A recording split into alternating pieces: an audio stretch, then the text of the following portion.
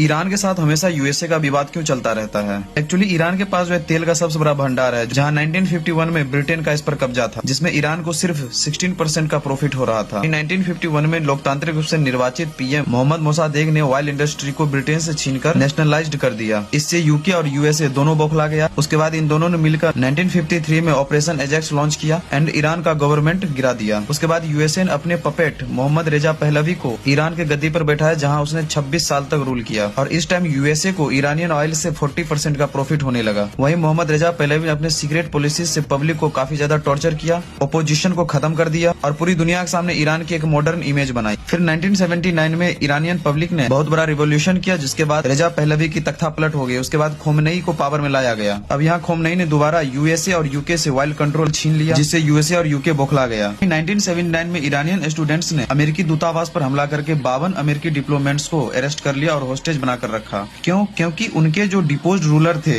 रेजा पहलवी, इसको अमेरिका ने अपने यहाँ पनाह दे रखा था। एक्चुअली रेजा पहलवी को ईरान के लोग डिक्टेटर मानते थे और उनको डर था कि कहीं यूएसए फिर से ईरान में तख्ता पलट करके रेजा पहलवी को यहाँ का पावर में न ला दे। इसलिए ईरानियंस ने 52 अमेरिकन डिप्लोमेट्स को 444 दिनों तक बंधक बना के रखा था और इस वजह से यूएसए को वर्ल्ड लेवल पर काफी इंसल्ट हुई। वहीं 1980 में बॉर्डर डिस्प्यूट की वजह से इराक और ईरान में युद्ध चल रहा था, क्योंकि इराक का जो रूलर था सद्दाम हुसैन, वो इराक ईरान ट्रीटी से संतुष्ट नहीं था। इसलिए सद्दाम हुसैन ने यूएसए के वेपन और इंटेलिजेंस की सपोर्ट से ईरान पर अटैक कर दिया एंड इस वार में बहुत सारे ईरानी लोग मारे गए। उसके बाद ईरान ने खुद को पावरफुल बनाने के लिए हिजबुल्लाह और हमास को फंडिंग देना शुरू किया एंड ईरान ने न्यूक्लियर प्रोग्राम स्टार्ट कर दिया, जिसके बाद यूएसए ने इस पे काफी सारे इकोनॉमिक सैंक्शंस लगाए एंड 2015 जब ओबामा यूएसए के प्रेसिडेंट बने तो इन्होंने ईरान के साथ एक डील साइन की, जिसमें ईरान के ऊपर लगे सारे इकोनॉमिक सैंक्शन को हटा दिया गया। न्यूक्लियर प्रोग्राम को स्टार्ट करने की बात कही गई बट लिमिट में। फिर ट्रम्प गवर्नमेंट में आते हैं और इसने इस डील को रोस्ट एवर डील बताकर कैंसिल कर दिया एंड सेकेंड टर्म में ट्रम्प ने ईरान के साथ न्यू डील नेगोशिएशन की, बट ये नेगोशिएशन जब इसके फेवर में नहीं आया तब ट्रम्प ने ईरान के ऊपर टैरिफ लगाए, काफी सारे सैंक्शंस लगाए एंड सिविल वार तक की कोशिश की गई ताकि खोमेनी को गवर्नमेंट से हटाया जा सके। और जब इससे भी बात नहीं बनी तो यूएसए ने इजराइल के साथ मिलकर ईरान पर अटैक कर दिया। Thanks for watching, follow for more content.